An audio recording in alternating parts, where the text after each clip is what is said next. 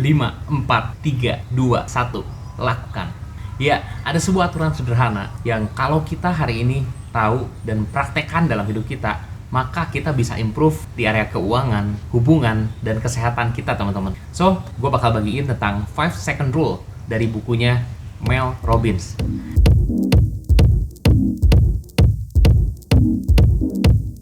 Teman-teman, ada 3 tipe orang. Orang yang pertama adalah orang yang nggak tahu dan nggak melakukan.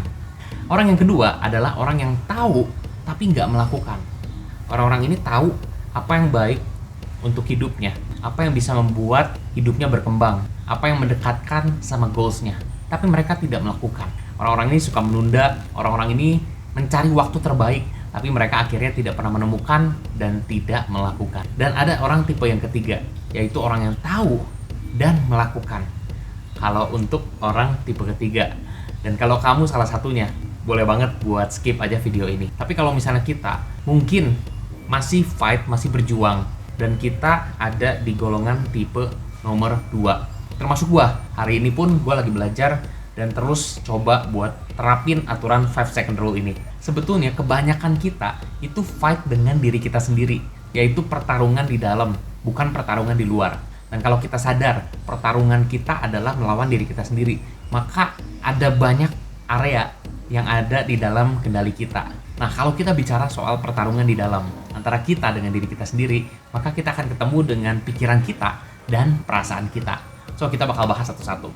Bicara soal pikiran, ada banyak orang yang terjebak dalam pertimbangan, pemikiran, perencanaan, dan akhirnya mereka tidak melakukan apa-apa. Kenapa banyak orang terjebak seperti ini? Kalau kita perhatikan, otak kita itu didesain sedemikian rupa oleh Tuhan Sang Pencipta. Segitu canggihnya. Sampai-sampai dia bisa panggil data-data lama, kejadian-kejadian di masa lampau. Dulu kalau saya lakukan A, hasilnya B. Maka pada waktu kita diperhadapkan pada situasi dan kita akan melakukan A, kita akan ingat hasilnya adalah B. Itu sebabnya banyak orang, mereka memikirkan dan mencari cara yang lain. Menurut gue itu satu hal yang bagus. Tapi kalau kita berpikir tidak pada waktunya, kita akan terjebak di dalam pikiran yang tidak pernah berakhir. Maksudnya apa, Rey? Kalau mau mikir, teman-teman, pikirkanlah pada saat dalam waktunya berpikir, yaitu pada saat bikin perencanaan. Gue pribadi lebih senang banyak berpikir pada saat daily planning atau weekly planning. Itulah waktu-waktunya gue berpikir. Tapi kalau udah waktunya harus melakukan, just do it, lakukan aja. Jangan berpikir di saat waktunya kita harus sudah melakukan. Pada waktu udah harusnya kita melakukan, hitung aja 5, 4, 3, 2, 1. Lakukan aja. Maka otak kita itu nggak sempet atau nggak punya waktu cukup untuk memikirkan kemungkinan-kemungkinan, pertimbangan-pertimbangan yang kelihatannya bagus, kedengarannya bagus, tapi sesungguhnya menghambat kita, menahan kita dari yang namanya melakukan. Padahal kebanyakan hal-hal besar itu terjadi justru setelah kita melakukan, bukan pada saat kita memikirkan. So teman-teman, gue berharap pikiran kita ini bisa kita sadari ada efek bahayanya. Teman-teman jangan banyak mikir.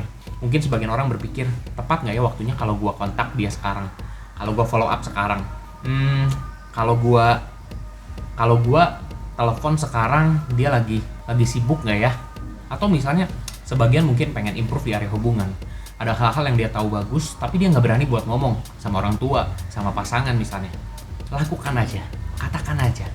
Ya, sebagian orang mungkin mikir, pas nggak ya waktunya kalau misalnya gue start diet sekarang? Pas nggak ya waktunya kalau gue mulai olahraga sekarang? 5, 4, 3, 2, 1. Lakukan aja. Karena apa? Kalau kita nggak lakukan, sekali lagi, kita akan punya 1001 alasan. Kita akan punya dan ketemu tuh excuse-nya, alasan-alasan yang pas tepat untuk digunakan. So teman-teman, 5, 4, 3, 2, 1, lakukan. Yang kedua, kita bicara soal perasaan. Nah, ini juga seru. Banyak orang menunggu sampai dia merasa ingin melakukan. Padahal faktanya kita nggak akan pernah ketemu momen itu. Karena rasa ingin melakukan itu hampir bisa dikatakan tidak ada. Kalau kita bicara soal pertumbuhan, nggak ada tuh rasa pengen melakukan. Coba misalnya teman-teman pengen punya badan yang bagus, terus teman-teman tahu untuk badan yang bagus itu hanya bisa dihasilkan lewat latihan, misalnya pergi ke gym.